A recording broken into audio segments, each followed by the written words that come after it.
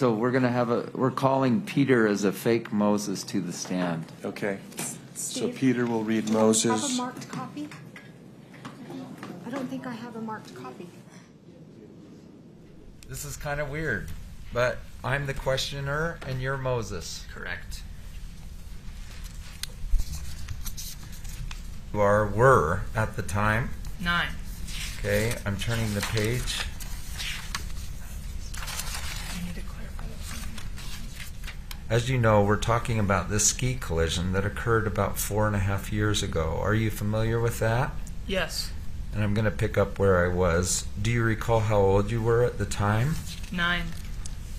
Okay, and you recall this ski trip in February of 2016, correct? Yes. About 4.5 years ago, correct? Yes. Okay, you recall skiing that morning that your mother was involved in this ski collision, correct? Yes. Tell us what happened on the bandana run just before the collision. What do you recall? I recall skiing with my instructor and briefly seeing the collision. And then he skied over and I followed him. And I saw my mother and a person behind her that he had crashed. Who had crashed? Okay, did you hear a noise before the collision? No. And the person behind her, was that a man? Yes. Moving to the top of page 13, was this person uphill from your mother? Yes. How close were they, your mother and this other man? As I recall, decently close. Let's just say, this close, see my hands, they're about a foot, about 14 inches apart, or were they further apart?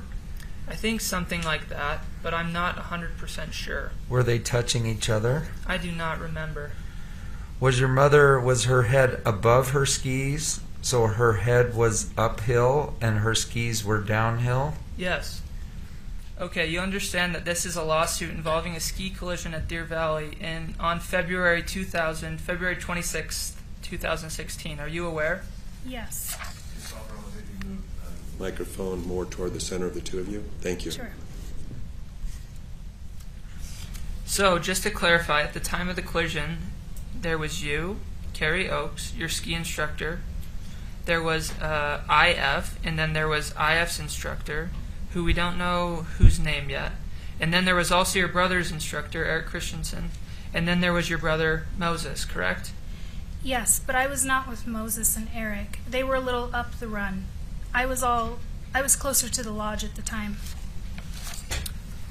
21.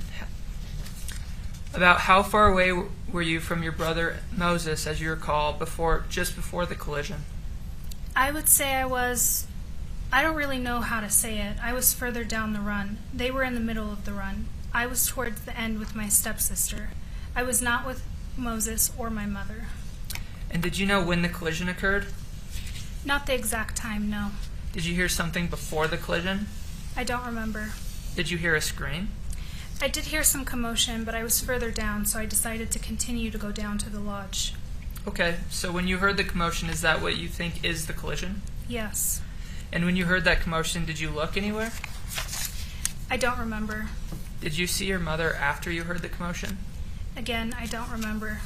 So I'd like to know just the couple seconds before the collision, and then the couple of seconds after the collision. So only about 5 seconds of time. So you heard something, a commotion, right? Yes. And then did you see anything? I don't recall if I had seen anything or not. I think that I did, but I don't remember. Okay. And when you heard that commotion, you're with Carrie Oakes, your ski instructor, right? Yes. And where was she in relation to you? Was she above you or below you? I believe she would have been in front of me. That is usually how we skied. She would lead me. We're on 23 now. Okay, so the 5 seconds around the commotion that you believe was the collision, you were with Carrie Oakes and IF, and then the 3 seconds afterwards, what did you do at that point? We continued to ski down to lunch.